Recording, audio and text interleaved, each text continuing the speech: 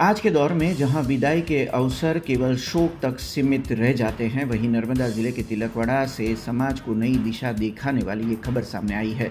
तिलकवाड़ा के अग्रणी व्यक्तित्व स्वर्गीय राजेश भाई सोनी के स्मृति में आयोजित शोक सभा के अवसर पर सोनी परिवार ने एक ऐसी पहल की जिसकी हर तरफ सराहना हो रही है।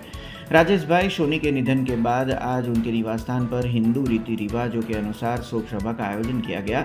इस अवसर पर क्षेत्र के प्रसिद्ध चंद्रमौली स्वामी जी और प्रसिद्ध कथाकार जयदेव भाई शास्त्री विशेष रूप से उपस्थित रहे। सभी ने दिव्यंगत आत्मा की शांति के लिए प्रार्थना की, लेकिन इस सभा की सबसे खास बात ये रही कि तुलसी के पौधों का वितरण इसमें किया गया। पर्यावरण को बचाने के आध्यात्मिक चेतना जगाने के उद्देश्य से सोनी परिवार ने आने वाले प्रत्येक ग्रामीण और स्वजनों को तुलसी का पौधा भेंट किया। इस मौके पर चंद्रमौली स्वामी जी और हार्दिक भाई पाठक ने बताया कि शास्त्रों में तुलसी को मोक्षदायिनी और भगवान की अति प्रिय माना गया है।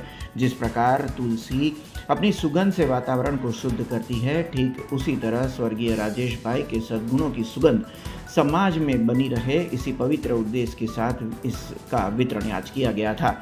शोक की इस घड़ी में पर्यावरण को बचाने का ये संदेश वाकई काबिले तारीफ है। आज तिलकवाड़ा एक विशेष प्रकारनी नवी परंपरानो उत्तरवाहिनी नर्मदा परिक्रमा दरमियान અને ચૈત્રી નવરાત્રિ દરમિયાન આરંભ થઈ રહ્યો છે।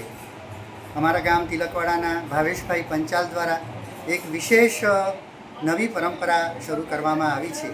આજે અહીં અમારા એક પ્રતિષ્ઠિત ભક્ત શ્રી રાજેશભાઈ સોની એમનો દેહ ત્યાગ થયા પછી અહીં બેસણું રાખવામાં આવેલું, તેની અંદર ભાવેશભાઈનું સૂચન હતું કે આપણે બીજું બધું તો આપીએ છીએ, પરંતુ પર્યાવરણની જાળવણી માટે અને તુલસીનો એક છોડ જો દરેક ભક્તને આપવામાં આવે, જે કોઈ પણ બેસણામાં આવ્યું છે, તો એ દરેકના ઘરે ઘરે તુલસી થાય અને એના દ્વારા તુલસી માતાની પૂજા થાય।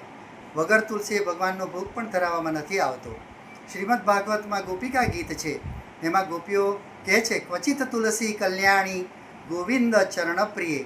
હે તુલસી માતા, હે કલ્યાણી માતા, કલ્યાણને પ્રદાન કરવાવાળી આપ શ્રી ગોવિંદ એટલે કે ભગવાન શ્રી કૃષ્ણના ચરણની પ્રિયા છો। તો એ તમે અમને કહો કે ભગવાન ક્યાં છુપાઈ ગયા છે। ભગવાન જ્યારે અદૃશ્ય થયા ત્યારના ગોપી ગીતમાં છે। ત્યાર પછી રાસ પંચાધ્યાયમાં બીજી જગ્યાએ પણ તુલસી માતાનો ઉલ્લેખ છે। તો દરેક વ્યક્તિ જ્યારે બેસણામાં કોઈ સ્થૂળ ગિફ્ટ લઈને જાય કે એ વસ્તુનો તો વિનાશશીલ છે દરેક વસ્તુ, પરંતુ તુલસી માતાનો છોડ એક છોડમાંથી બીજો છોડ થતો રહે છે જ, અને તુલસીની જે મંજરી હોય છે એ પણ સુગંધી ફેલાવતી હોય છે। તો એવી જ રીતે એ વ્યક્તિની યાદમાં આધ્યાત્મિક સુગંધી ફેલાય અને એના સદ્ગુણોનું મહિમા પણ તુલસી માતાની પૂજા દ્વારા વિસ્તરે, એ જ આ વિશેષ નવી પરંપરાના આરંભનો હેતુ છે। નર્મદે હર પવિત્ર ચૈત્ર માસ અને જ્યારે ઉત્તરવાહિની પરિક્રમા ચાલી રહી છે અને શુભ શાકંભરી નવરાત્રિ પણ ચાલી રહી છે, ત્યારે આજે રાજેશભાઈ કંચનભાઈ સોની જેઓ દિવ્યાંગત પામ્યા છે, ત્યારે એમના બેસણાના દિવસે આજે ભાવેશભાઈ પંચાલ તરફથી એક પર્યાવરણની શુદ્ધિ અને આધ્યાત્મિક શુદ્ધિ માટે એક તુલસીના રોપાનું દરેક આવનાર સ્વજન મિત્રોને દાન કરવામાં આવી રહ્યું છે। ત્યારે એમ તો શાસ્ત્રમાં એમ કહેવામાં આવ્યું છે કે તુલસી હેમરૂપાંચ રત્નરૂપાંચ મજ્જરીમ ભવ મોક્ષ પદાર્થુભ્યમ અર્પયામિ હરિપ્રિયા।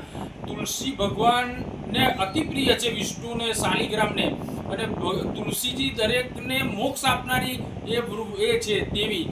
અને તુલસીની જે માજરો છે રત્ન સમાન છે, ભગવાનને તમે અર્પણ કરો તો એ રત્ન ગણવામાં આવે છે।